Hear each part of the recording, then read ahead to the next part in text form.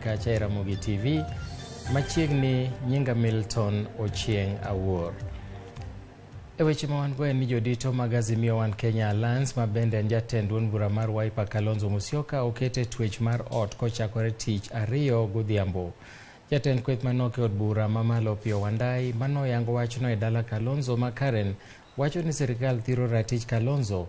Jotelo mag Azimio dwaro ni mondo weye thuolo ji duto manomaki e ng'anyo mag Azimio. Bende gikwayo joheragi mondo bed gi horuok ka gisingo machiwo okenge ma gibiro kawo e juma manyien.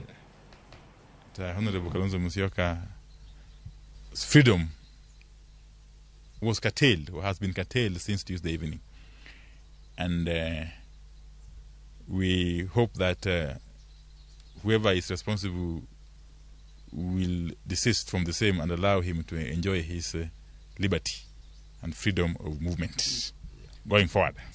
So we came to check on him, and luckily because when guys also arrived, those who had put him under house arrest also gave way.